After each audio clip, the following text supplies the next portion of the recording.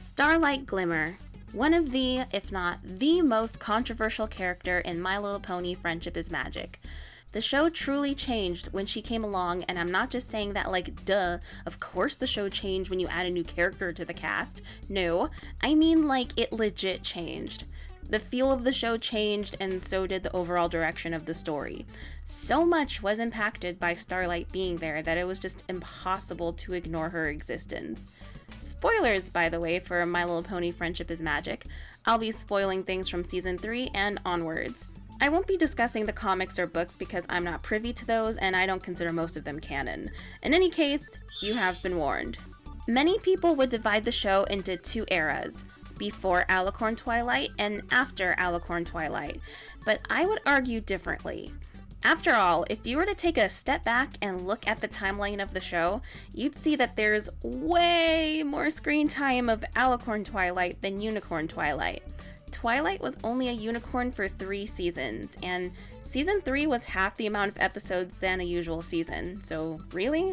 We only knew Unicorn Twilight for 2.5 seasons. And there are 9 seasons of Friendship is Magic. The fact that people jumped ship after her transformation is honestly bewildering. They missed out on so much story, such as the introduction to Starlight. See what I did there? I brought it back around to Best Pony. Anyway, Starlight was introduced basically at the halfway point in the show, the beginning of Season 5. So I think it's more accurate to say that the actual 2 eras of the show is before Starlight and after Starlight. You'll see why she's so significant as the video progresses. But be forewarned that I'm not here to discuss whether or not the show got better or worse after Starlight's introduction. That's the topic of a different video altogether. Maybe, I don't know. But at the end of the day, it didn't matter because Starlight was there and everything was good. Because I really like Starlight. I mean, I really like Starlight. I feel like I'm forgetting something. Oh yeah. Hello everyone, my name's Aloubell, and Starlight Glimmer is my favorite fictional character in all of media. Wow, Aloe, that must mean you haven't seen many shows or movies, huh? Au contraire, Belle. I've seen plenty of shows, movies, and even read quite a few books, but no character has struck a chord with me in the same way that Starlight has. Rurichio Shirakin from Inu X Boku SS and Amu Hinamori from Shugokara came close once upon a time in my younger years, and despite Vegeta from the Dragon Ball series, Kokichi Oma from Danganronpa, and Regina Mills from Once Upon a Time being my favorite characters in their respective mediums, once again, none has come close to being as valuable to me as Starlight. For those who have been subscribed to me for a while, you know full well how much I like Starlight. I've briefly discussed her in a past video, and nearly all of my videos have a mini Starlight hidden somewhere within them as a fun Easter egg. Go check them out if you don't believe me. She isn't in every single video, but she's in most of them, I assure you. In any case, in order for me to fully explain my favoritism towards Starlight, we need to dig deep into her character and mine. So sit back, relax, and enjoy this deep dive into the awesomeness that is Starlight Glimmer. Since there's no doubt that many of you don't know who Starlight is, either because you've never seen MLP or you stopped watching before she was introduced, let me give you a quick-ish, but not really, it's actually turned out kind of long, rundown of her character. Starlight Glimmer is a unicorn who was introduced in the Season 5 premiere, The Cutie Map Part 1.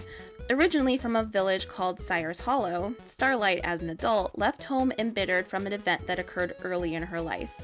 We'll talk about it later. And went on to found this small village called Our Town. Said early event motivated her to develop an ideology where every pony has to be equal in order to get along, and she was determined to reach this goal even by force if necessary. Using her skill and charisma, and with a dash of intimidation, Starlight was able to pull people into her warped way of living, even convincing ponies to give up their talents by ripping away their cutie marks with her magic. For a while, all seemed well for her as she finally had a society where no pony was better than any pony else. She had convinced herself that she had achieved true friendship and harmony. And although many missed their talents, the ponies in her let's call a spade, cult agreed with this ideology. And yes, it was basically a cult. Ponies were convinced to isolate themselves from their families and outside world, as well as convinced to give up a part of themselves to be a part of this society, having extremist beliefs. The ponies in said environment were all insecure about themselves, and Starlight preyed on these insecurities, even though her intentions were good. Ponies in this cult were even relatively okay with brainwashing tactics being used if it was for the good of the cause. And so if anyone listening needed to be convinced that MLP FIM was for more than just little girls, here it is. Anywho, while Starlight's ideology was for everyone to be equal, she herself secretly kept her magic in order to be able to continue controlling the whole situation, and to be able to take away others' talents. This will be important later. Fast forward some time and Twilight and friends are summoned by a magical table map, long story, to go to our town to fix a friendship problem. It doesn't take long for them to realize that something is wrong with the town, and all of the eeriness points to the leader, Starlight. Some stuff happens, Starlight kidnaps Twilight and friends, tries to brainwash them, Twilight and friends expose Starlight for still keeping her talent, the town ponies turn on her, and Starlight is run out of town. And for the majority of Season 5, Starlight plans her revenge on Twilight and friends, and can even be seen a couple times in the background spying on them. Skip to the season finale, and Starlight returns, determined to ruin the lives of Twilight and her friends by going back in time and preventing the sonic rain boom from happening, so that the main six never meet and become friends. Starlight essentially succeeds in doing so, and our hero Twilight is unable to stop her. It's not until Twilight learns Starlight's backstory and pulls some talk no jutsu that makes Starlight willingly back off and make things right again. Feeling sympathetic towards Starlight and realizing that she's stupid powerful, Twilight decided to take Starlight under her wing and become her friendship teacher. Feeling remorseful and ready to learn, Starlight officially joins the main cast of the show, sort of becoming the unofficial 7th member of the main 6, if you don't include Spike or Sunset Shimmer. But Aloe, Starlight was never part of the main 6. She's just a supporting or secondary character. Shh. Don't listen to her, Starlight. You're definitely a main character. I don't think... She's more than that, and I'll tell you why later on. Anyway, for Season 6 until the end of the show in Season 9, Starlight learns more about friendship and even excels at it. Twilight even said so. She's by no means a perfect pony and messes up a lot, but it's through these screw-ups that she grows into a more competent leader and friend. Starlight directly helped save Equestria multiple times, and in the end was rewarded by becoming Twilight's successor as the head mayor of the School of Friendship, as well as being given Twilight's Crystal Tree Castle. Starlight Glimmer had some serious character development, and as a lover of reformed villains, I'm here for it. This section will be dedicated to some superficial and not so superficial factoids about Starlight. Kelly Sheridan voices Starlight. Many people recognize her as the voice of Barbie in the Barbie movies for many years, but I more recognize her as the voice of Sango from Inuyasha. Given that I have a soft spot for Inuyasha and I deeply enjoy Sango as a character, I was tickled when I realized Kelly voiced Starlight as well. I think she did a fantastic job bringing life to the character and the roller coaster of emotions that was her existence. She has an amazing singing voice as well, and I wish we were more exposed to it. Unicorns in Friendship is Magic, whose talents involve magic, usually have celestial body or phenomenon as a part of their name. Your importance level is kind of determined by how closely your name matches with Twilight Sparkle's name. It's pretty easy to see how Starlight and Twilight's names are similar. Funnily enough, stars are my favorite shape of all time, and I cannot overemphasize how much I love stars, nor will I bore you with how deep my like for them goes. Heck, my avatar has a star accessory in her hair, and even the overlay for my video has stars in it, so you can at least see that I'm not just saying that just to say it. I even used to draw a star in my face every day as part of my makeup for over 10 years. Yeah, so for Starlight's name to literally have the word star in it is an automatic win for me. Starlight has the typical mare body shape, so nothing about that really stands out. Her color scheme is very aesthetically pleasing though, as well as how she was designed to mirror Twilight and more than just her name. The show even acknowledges that Starlight and Twilight have physical similarities multiple times. As frustrating as it can be to draw Starlight's hair, I love her main design because of how unique it is. The extra volume to the top of her hair is reminiscent of the bouffant hairstyle of the 1960s. Which I find funny because Starlight's father, Firelight, was obsessed with preserving history and knowing about the past, so it made sense that Starlight had an old-timey yet fashionable hairstyle. As a human, Starlight had one of the most distinctive designs. She was given eyeshadow and a sharper eye shape, as well as a more alternative clothing style that made her stand out. Truly, a lot of thought went into Starlight's design, and I approve wholeheartedly. Starlight was one of the most powerful characters in the show, and arguably was the most powerful unicorn, up until Star Swirl the Bearded returned, but even then, we don't know if he even had the same strength he had in his youth. Some would even argue that she was stronger than Alicorn Twilight, at least for a little while, in Alicorn Twilight's early years.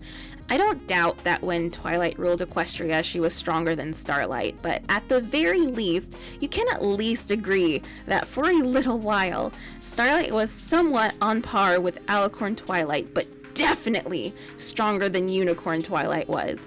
The fact that Alicorn Twilight couldn't beat Starlight in a one-on-one duel kind of says something. I'm just saying. And let's talk about a few of her abilities. Other than baby unicorns who have bursts of magic and thus are able to do things that adult unicorns cannot, Starlight was the first adult unicorn to be seen levitating herself to the point where she could fly around. She also did what Twilight wasn't able to do, and arguably what Star Swirl wasn't able to do: freely travel through time. Sure, she piggybacked off of Star Swirl's spell, but she made it work in a way that those two couldn't. Starlight also has the ability to manipulate cutie marks, something that was sort of implied to be nearly impossible. Sure, she probably can't give cutie marks to those who haven't gotten them yet, but she can easily take cutie marks, and by extension talents, away, as well as swap the cutie marks, and by extension talents, between ponies. Starlight truly has a rich talent for magic, as she can master nearly any spell she comes across basically with ease, including speed spells, duplication spells, invisibility, banishment, offensive, defensive, teleportation, transfiguration, etc.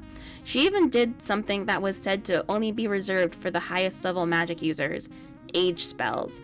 Her incredible talent has led to her becoming cocky at times, leading to her combining spells to disastrous results, for example, unintentional mind control.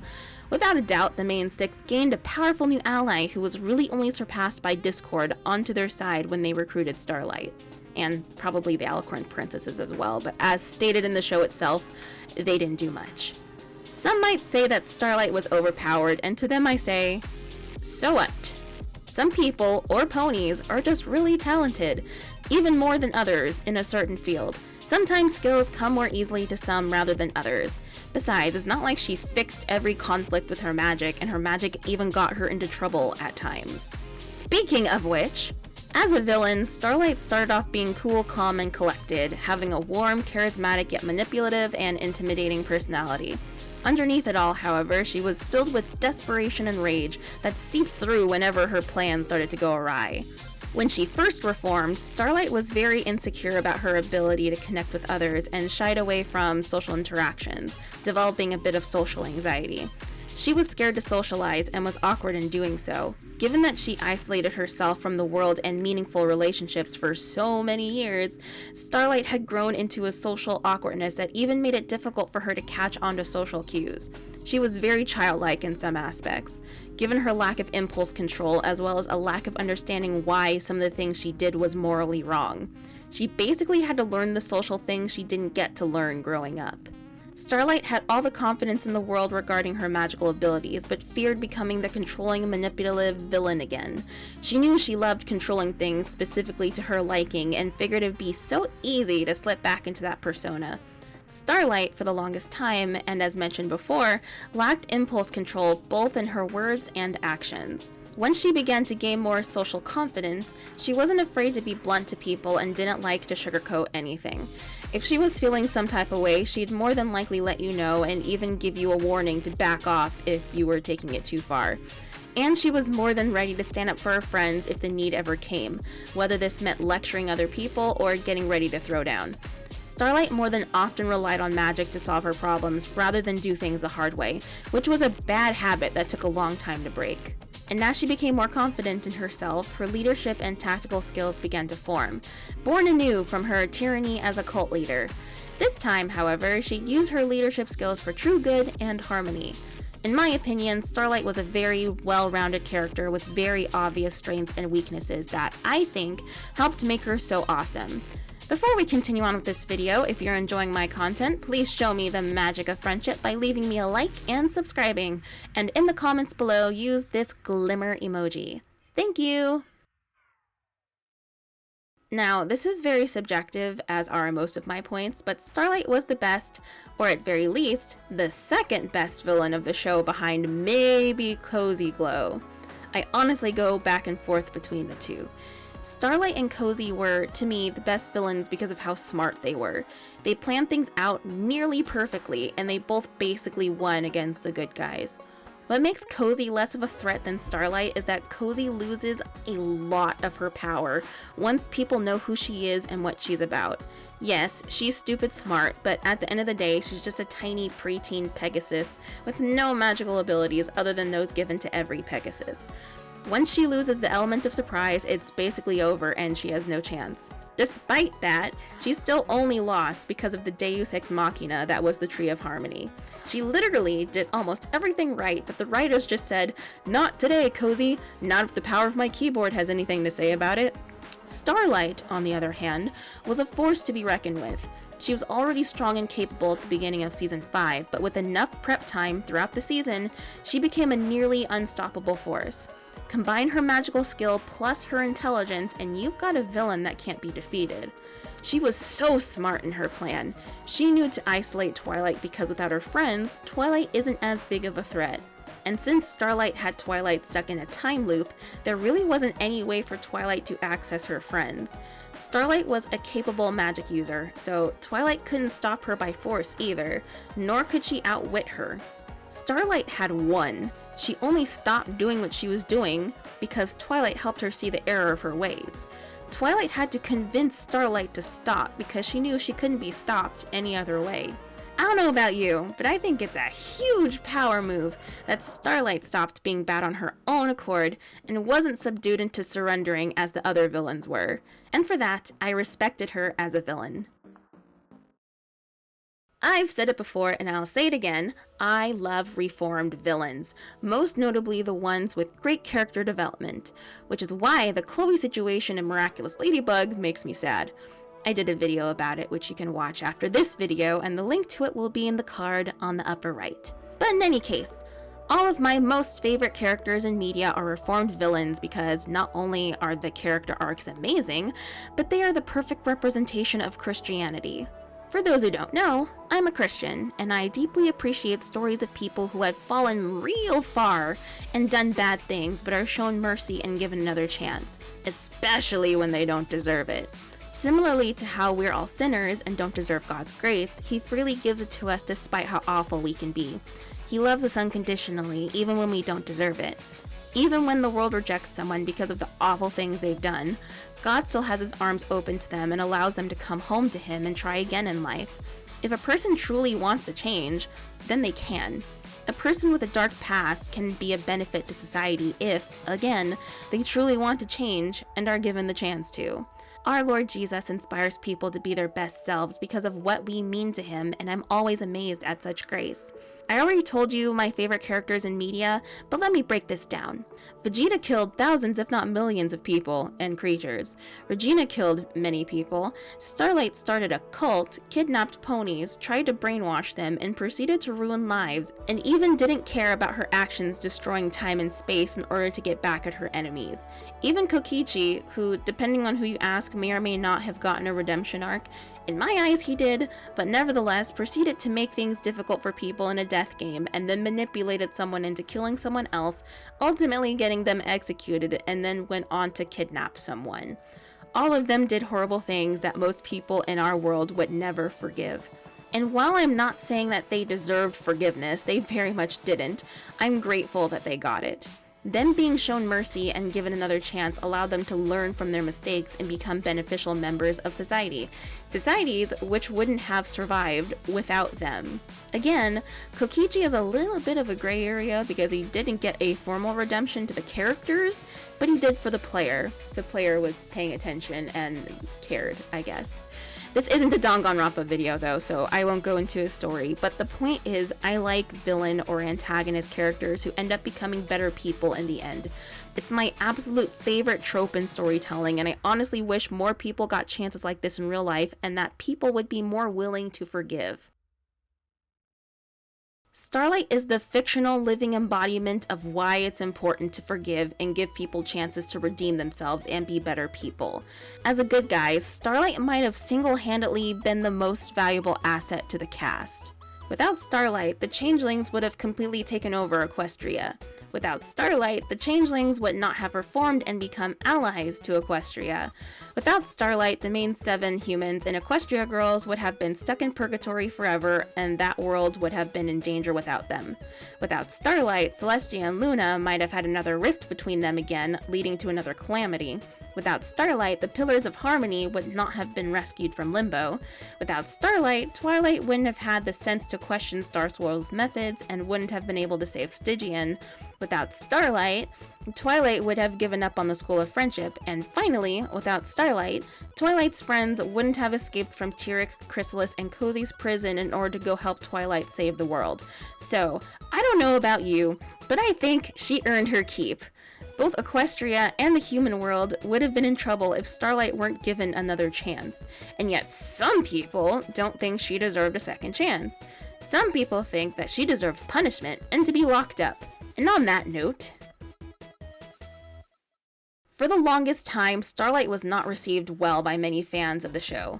It was mainly for 2 reasons. 1, people thought her backstory was weak. We'll discuss that later. And 2, they thought she got off too easy for her crimes. Also, I guess there's a 3rd reason that some people were annoyed about how much attention she was getting in the story and how powerful she was. And a 4th reason might be because they thought she was a Sunset Shimmer clone, but it's mainly those first 2 things. Riddle me this, Batman. Why does Starlight need to be punished? Because she did bad things and she's dangerous, you might say. And while those things are true, let's look at why people are punished to begin with. One reason to punish someone is to deter them from doing the bad thing again, as well as keep them away from hurting other people. The other reason is to make the people who were wronged feel better. In Starlight's case, she had already resolved to not do evil things again, so there's no point in punishing her for that reason. But Aloubell, Starlight could easily be lying or she could revert back to her evil ways. I guess, but there's literally no reason for her to lie about reforming. Let's not forget, Starlight won. Twilight could not beat her. Starlight had all the cards, and Twilight could not do a thing to stop her. There's no point in her lying about reforming since she already was in a position to permanently get her revenge. Allowing the rain boom to happen and the time travel scroll to disappear got rid of her ace in the hole, especially since Twilight had access to her friends, and thus her full magical potential again. Starlight had no tactical advantage to standing down, so no, I don't think she was lying. Secondly, I guess she could revert back to her old ways, but if you think about it, it's not like she was 100% allowed to go free after her time travel shenanigans. Technically, she was kept under the close, watchful eye of Princess Twilight Sparkle and her friends. Technically, Starlight was in a rehabilitation program specifically so that she wouldn't revert to her evil ways. She was really only allowed to go free when she graduated from the program. And by that point, Starlight didn't want to leave and enjoyed being in Ponyville, living in Twilight's castle and being with her friends. As for the second reason to be punished, if no one is mad at her or has any ill will, why does she need to be punished? The people in our town forgave her, and the main 6 plus Spike forgave her, so there was no need to make any of them feel better by punishing her. The only conclusion I can come up with as to why fans of MLP wanted her punished was for their own satisfaction. Either they personally didn't like Starlight, or they personally didn't forgive her and thus they wanted her punished to make themselves feel better, or they personally never experienced unconditional forgiveness after screwing up really badly and feel resentment that Starlight, someone who did awful things, got out of being punished while they themselves have gotten punished. The problem then becomes our world is too stuck in a state where people are unwilling to forgive or show mercy, which is just sad. I know this is fiction we're talking about here, but there are people in the real world who have value despite doing terrible things. Yes, many people won't change and only want to destroy or hurt people, but many others do want to change and want to be useful and want to repent. And for some people, it takes multiple acts of mercy to even sway them to want to be better people. I know that many criminals do abhorrent things and traumatize people and ruin lives, and I sincerely pray for victims of any heinous crimes. But if God is willing to love even the worst of us and is willing to forgive them, then I can't quite bring myself to do the opposite, or to believe that they can't change because many have when given the chance. Sorry, I need to rant a little here. I'm not saying that that kind of change within people is easy, because it's not. I know it's not as easy as simply being nice to people and letting them know that you forgive them that instantly makes a change within them. I'm not ignorant. And I know there's a chance of people lying about their intentions and some who will straight up go back to doing evil. I know this, but does that mean we should punish the people who want to change and who will change? And I'm not saying we should just let criminals, especially the really dangerous ones, just go free. That's not what I'm saying at all. I mean, look at Starlight's situation in MLP. Twilight and her friends had to keep Starlight close and had to aid her in rehabilitating her and teaching her more adaptive and functional behaviors. So, in real life, such people would need supervision and guidance. For those who clearly won't change, or for those who show no intention of doing so anytime soon, such as Cozy Glow at the end of Season 8 in MLP, they might need to stay imprisoned or confined and given a big consequence for their actions to deter future bad behavior, or just keep them away from those they could hurt. But for the people who will change, give them a chance. I'm not saying to let people walk all over you or to let people get away with whatever they want. I'm saying to give people respect and sympathy and mercy as you've been given. Maybe you haven't been shown mercy by other people, in which case I'm super sorry about that, and that you haven't known what it feels like to have that weight lifted from you. But I'm telling you now that there's God out there who loves you and will always open his arms to you and won't turn away. Love like that just kind of inspires more love, you know? I am unintentionally making this spiel longer than I planned, so I won't beat this dead horse any longer. Get it? Because we're talking about ponies.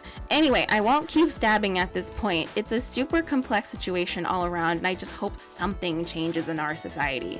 It's so easy to hate and return wrong for wrong, but true strength comes from being kind and compassionate, especially to those who don't deserve it. You can be kind and assertive. It takes practice, but it's possible. I mean, just look at second best pony Fluttershy.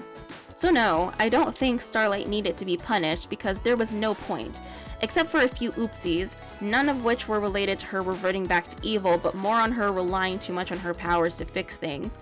Starlight has done nothing but been a benefit to the main cast and overall world that they live in, all because she was shown mercy. As for the Sunset Shimmer Starlight Glimmer thing, I'm honestly so annoyed by how many people say that Starlight is copying Sunset. I actually used to like Sunset, but my views of her soured by the fandom being so toxic towards Starlight because of Sunset and making it seem like Sunset was the best thing ever. Sunset and Starlight are not the same. They have different personalities, different motivations, both as heroes and villains, different strengths, different quirks, and different roles that they play. Yes, they were both villains, but they were both very different kinds of villains. Yes, they're both powerful magic users, with one of them utilizing that characteristic more heavily than the other. Yes, they both reformed, but their reformation and redemption stories were different. Even the rate of redemption was different. Putting my bias slightly aside, at least Starlight wasn't blasted by a magical rainbow friendship laser that one could argue is what turns Sunset good. In Rainbow Rocks, Sunset was already a lovely person who didn't seem to have any faults other than not speaking her mind. In contrast, Starlight chose to change on her own accord but struggled with her own social anxiety and was honestly mentally punishing herself way more than anyone else ever did. Starlight still had some spice to her personality, a need to manipulate things into her favor along with some other blinding flaws that took time to iron out. And it's not like Starlight got away with her problematic actions. No, she was always called out and reprimanded for them, and she grew from these experiences. I honestly think it took the writers a little bit of time with Sunset to realize that she needed to have flaws and not just be straight up lovely all the time.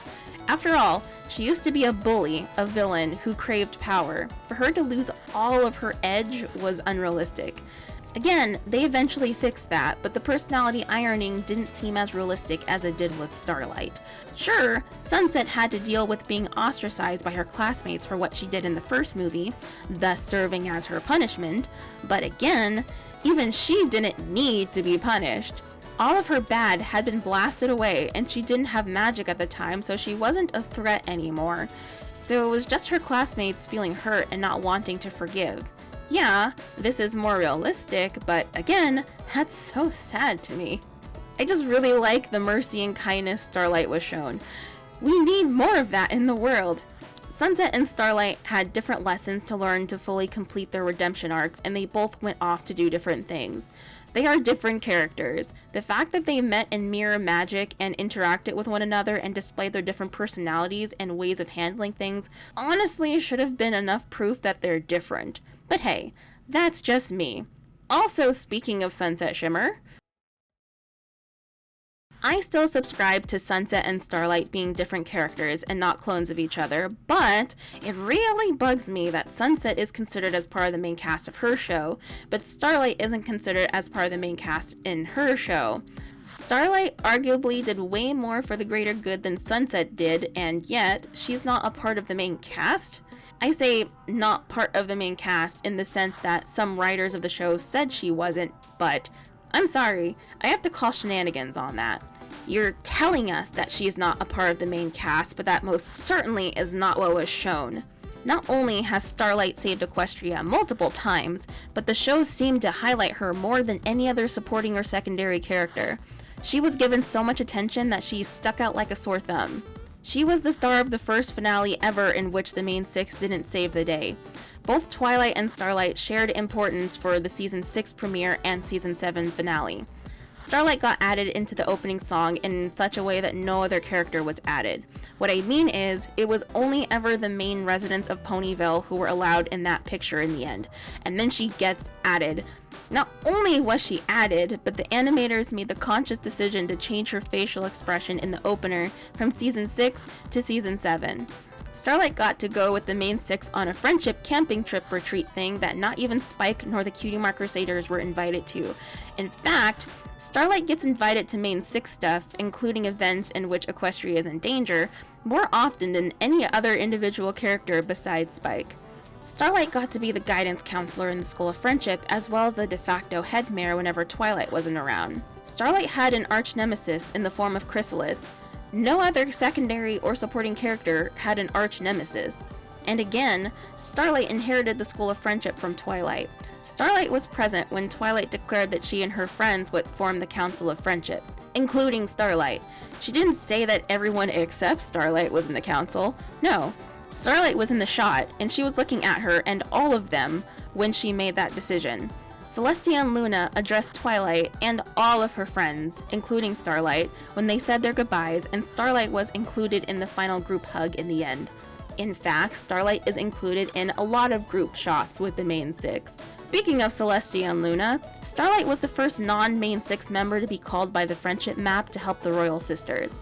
We don't have nobodies out there helping the Royal Sisters. Starlight was a big deal. Starlight was also the only pony from Equestria besides Twilight and Sunset to cross over into the human world and star in her own Equestria Girls special. This next point wasn't particularly in the show, so it's more like a missed opportunity, but how awesome would it have been if Starlight adopted Diamond Tiara as her little sister? They have similar pasts, and I could see them bonding. That certainly would have helped bring Diamond Tiara out of obscurity after her own reformation. It also bugs me that without Starlight, the main six are no longer balanced in terms of pony races. When Twilight became an alicorn, the group was left having one unicorn, and that lack of symmetry bothers me. Besides, 7 is a more complete number in my eyes than 6. There's probably other things I'm forgetting, but the point still stands. Starlight easily could have been a 7th element of harmony. Perhaps the element of empathy, considering it became her thing to help people with their problems with the wisdom and empathy she's gained from her experiences. Also considering she was able to meaningfully connect with people that others had a hard time connecting with, i.e. Trixie, Maud, and Discord. The latter two only really had Pinkie Pie and Fluttershy to connect with, respectively. So considering all of the evidence, it made no sense that Starlight wasn't officially part of the main characters. Many fans, including myself, see that she was utilized like a main character, but the writers, or at least some writers, for some reason, refused to elevate her to that status, and I can't understand why. If anything, it would have been a great mirror to Sunset joining the main cast in EQG. Heck, if anything, Sunset being in the main cast in EQG kind of implies that there is a seventh element of harmony, which was just never explored in Friendship is Magic. But Aloe, Spike is supposed to be the honorary seventh element of harmony. I call shenanigans on that as well. Yes, Spike has always meant a lot to Twilight and even the other girls, but up until episode 200, he wasn't all that significant in the grand scheme of things. He wasn't treated with the utmost amount of respect compared to other characters, including Starlight. His overall value came from the fact that he was there since the very beginning and supposedly deserved the spot because of that. But I don't agree with that. One of the biggest tells to me that Spike's importance got shifted in some way comes with his relationship to Twilight. We've been told at least a couple times that Twilight raised Spike. Spike even said that once. And in the episode where Spike met his fake dad, Spike made a jab at Twilight that implied that despite her raising him, she's not his mother, which broke Twilight's heart. At the end of the episode, Spike apologizes and basically acknowledges in his own way that he didn't need to find his biological parents because he had Twilight. Fast forward to episode 200, and we're now told that Twilight and Spike suddenly have a sibling-like relationship, also sort of implying that Twilight's mother raised Spike. And while that logically makes more sense, as a filly probably should not be raising a baby dragon, that's not the info we've been getting over the years. I don't know. Up until that Spike's fake dad episode, fans speculated on those two's relationship, and that episode seemed to solidify the mother-son relationship, and then it got switched in episode 200. Sure, you can argue that Spike and Twilight never acted like mother and son, but it's a complicated situation. I won't completely fault the writers on episode 200 though, since the voice actresses had a say in the writing of the script. The point is, up until that final friendship rainbow laser, Spike has never been included as an element of harmony, or utilized for any final attack. Heck, even in the season premiere of the exact same season in which he was included in the final attack in the finale, he was brainwashed by Sombra and couldn't participate. I mean, Starlight somehow also got brainwashed, but I honestly call hacks on that. I feel like the writers put her down unrealistically just to emphasize how much she isn't a part of the main six. In any case, I just feel that if Spike weren't there and if he wasn't there as long as he was, they would have allowed Starlight to step up and be an element of harmony. She deserved it. To be honest, a small reason why I think she wasn't allowed to be an element of harmony or even another Alicorn princess, which I know would have enraged a lot of fans. I didn't need both. I didn't need her to be both an element of harmony and a new princess. Just one would have sufficed. And I think neither of those happened, at least a little percentage, was because of the theme song. The theme song only had big adventure, tons of fun, a beautiful heart, faithful and strong. Sharing kindness is an easy feat, and magic makes it all complete. The song emphasizes 6 elements of harmony, and they perhaps didn't want to re-record or add in new lyrics. And plus, if you've ever listened to the full version of the theme song, there's a further emphasis on the 6 elements. Personally, I think they could have squeezed something in between sharing kindness and magic makes it all complete, but that's just me. So do I completely think that Starlight got the short end of the stick? Well... Okay, so while it bums me out that Starlight didn't get to be an element of harmony, when I take a step back, I can actually see that she was handled quite well in the show, and that she had a complete character arc that made sense. She started out losing her friend and believing that talents and differences created chaos and disharmony. With the best of intentions, she used warped methods in order to, quote-unquote, help lead ponies to achieve true friendship, when, in reality, she was leading them astray. As time went on, she came to celebrate differences and acquired friends of different talents and even species. She even reunited with her childhood friend Sunburst and has a great relationship with him. And I totally subscribe to the idea that Luster Dawn is their daughter, and you can't convince me otherwise. I mean, just look at her, she looks like a perfect mixture of them. And after more growing and learning lessons, Starlight learned to be a good protector and a competent leader. and thus her character arc ends with her becoming a leader and once again teaching others how to obtain true friendship, which was her goal the entire time, but now she's doing it correctly and with a pure heart. It's actually quite the beautiful and poetic story for her, so I can't completely be mad at the decision they made since it is a full, satisfying character arc. Okay, so this is where some of the controversy regarding Starlight comes into play. Many people saw Starlight's backstory and motivation for being a villain as, with a lack of better term, pathetic and unjustified. So, for those who don't know, please keep your mind open when I talk about her backstory. When Starlight was a child, she had a childhood friend named Sunburst. This was before Starlight got her cutie mark and learned what her talent was. Sunburst was Starlight's one and only friend. They were best friends and virtually inseparable. Starlight adored Sunburst. One day, some books were getting stacked extremely high and were about to fall over and fall onto Starlight, no doubt injuring her. In order to protect her, Sunburst unlocked his latent magical ability and used his magic to rescue Starlight. This caused Sunburst to get his cutie mark. In his excitement, Sunburst, without saying anything to Starlight, not even checking to see if she was okay, pushed past Starlight to show off his cutie mark to his family and village. And without even so much as a goodbye, Sunburst was sent off to hone his magic in Canterlot, far away from Sire's Hollow. Let's keep some things in mind here. According to the writers, Starlight was a latchkey kid, meaning she was at home alone a lot as her parents were often working. Sunburst was quite literally her only friend and the only one who filled that loneliness she had. So when Sunburst, at that time, displayed magical abilities surpassing her own, earned his cutie mark, and left her in the dust without ever attempting to contact her, ever, Starlight came to resent talents and cutie marks, thinking that people who have different talents and varying degrees of skill is what tears apart friendships, with certain ponies even thinking that they were better than other ponies. In her mind, if Sunburst never realized his talent or got his cutie mark, they would have stayed together as best friends. Now, many people think that Sunburst brushing off Starlight was not a good enough justification for forming a cult and almost breaking the space-time continuum, but let me further explain some things. 1. Given that Starlight had no other friends and her parents were rarely home, no one was around to help her feel better or correct her flawed thinking. No one was around to rein in her destructive thought process. And with her flawed thinking, Starlight saw no reason to attempt to make any other friends. Besides, it's not that easy anyway. More on that later. And 2, her backstory matches up perfectly with the themes in the Season 5 finale. The point was that seemingly small, insignificant events can lead to a massive problem later on, as also shown in the small ways that Starlight prevented the rain boom from happening. In the moment, Rainbow Dash not winning the race seemed like a small thing that had no significant impact in the grand scheme of life. But fast forward many years and we see that the world basically gets destroyed and at best, very, very messed up if the rain boom doesn't happen. Likewise, Starlight losing her one and only friend seems like a small and petty thing, but fast forward many years and we see some destruction in some way or another.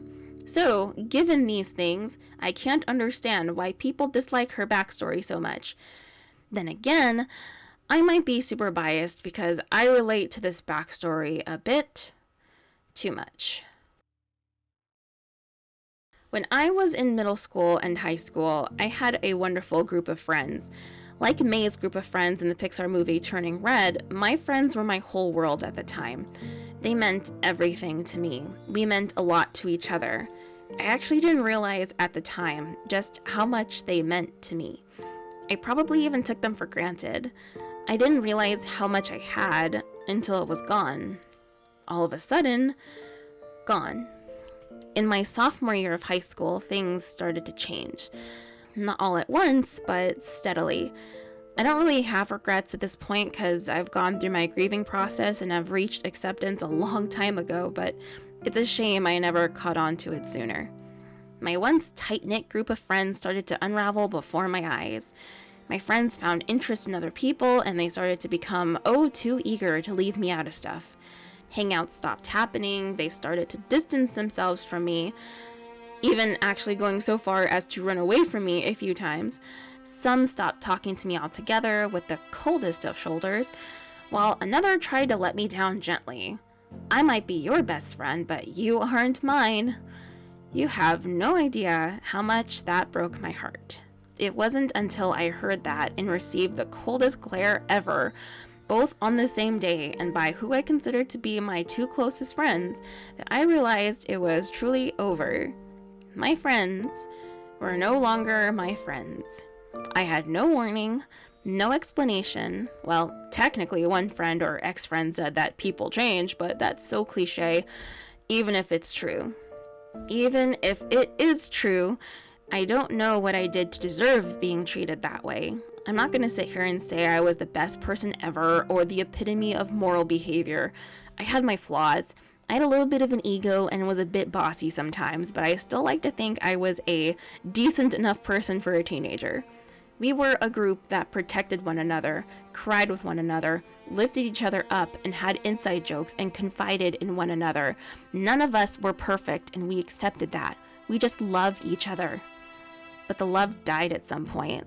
Not all at once. It was a slow death, and I felt it the most.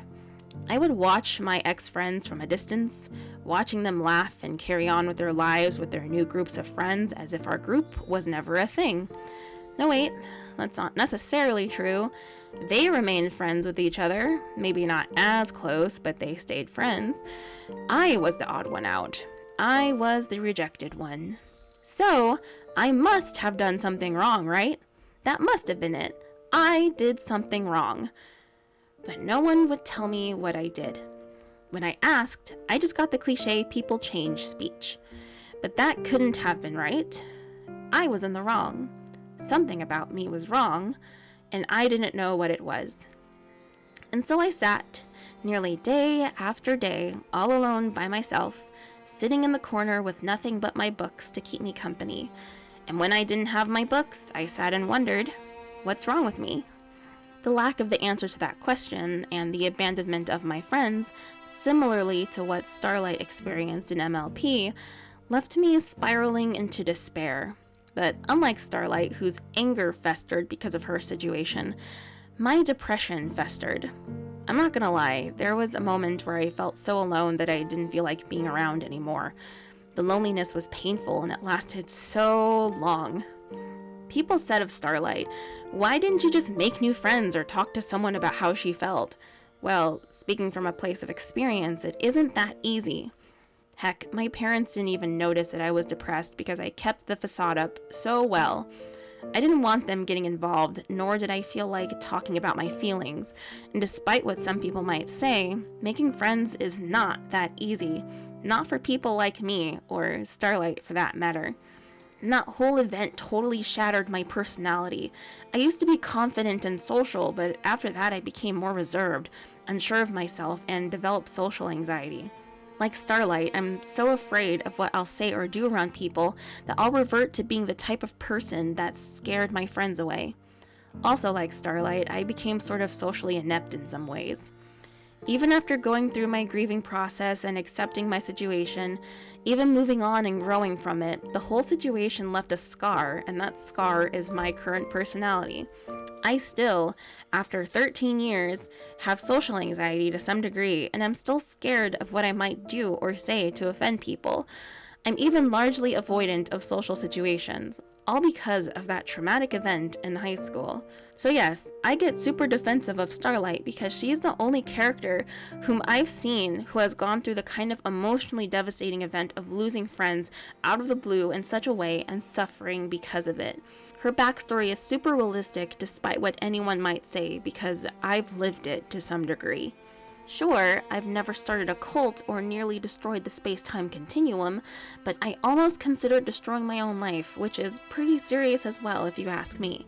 And for all of the concerned folks out there, it's fine, I've gotten better. Truth is, I had God by my side the entire time and he aided me in my healing. I was already a Christian by that point, but I wasn't super into a close relationship with God yet. It wasn't until this event that I progressively felt God's warmth, guidance, and hope. With him, I felt strength to keep going, to keep living. He showed me that despite my friends leaving, he would never leave me or forsake me. I was and am precious to him, flaws and all. I can never repay God's love for me, and I'll be eternally grateful. Like with Twilight and her friends who gave Starlight another chance at life, I was renewed as well. Healing was slow, but I took things day by day and I got through it with his help. Eventually, God put me in a situation with another girl that led to us officially meeting and becoming friends. We weren't as close as my old friend group, but I was grateful nevertheless.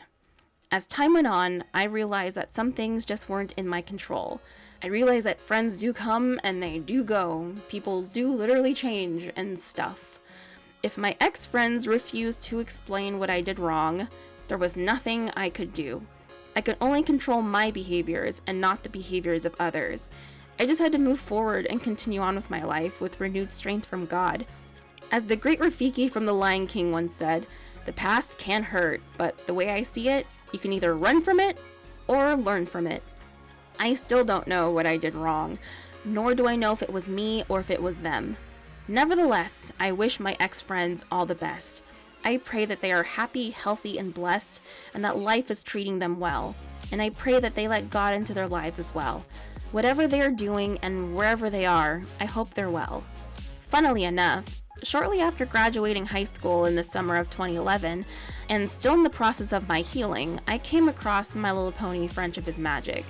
My brother had been trying to convince me that I'd like the show. He himself didn't watch it, but he knew that it was up my alley. However, I didn't believe him, and I had the preconceived notion that it was too girly and juvenile of a show. At the time, only season 1 was out, and it was a few months before season 2 aired. I finally gave in and decided to watch an episode, Swarm of the Century, and I was amazed at how good this show was. I was a fan ever since. God used this show as a means of accelerating my healing, as it sincerely did teach me how to be a better friend and put some biblical teachings into practice in ways I better understood. Who would have known that a few years later I'd be introduced to a character named Starlight Glimmer who knew exactly what I had gone through? Life's funny like that, I suppose. Or, better yet, God knew exactly what he was doing all along. In any case, that's why I love Starlight so much. Out of any character, she best reflects my life experiences, and I adore her for that, and I will nearly always defend her. And just like with Starlight, my story isn't over yet, not by a long shot, and neither is yours. So hopefully I can take what I've learned and use it for good, as well as to be a positive impact on society. I fully anticipate that I'm going to make some stupid mistakes, and I'm gonna probably instantly regret many of the things that I do. But falling, getting up, making those kind of mistakes and learning from them, it's all part of, gaining wisdom. It's part of growing up. So, keep making mistakes and keep bettering yourselves. And more than that, please just be really kind to each other. Be nice to one another. Anyway, Starlight Glimmer, have I been able to convince you of her awesomeness, or are you not yet convinced? Comment below and let's get this conversation started. But as for now, that's all there is. There isn't any more.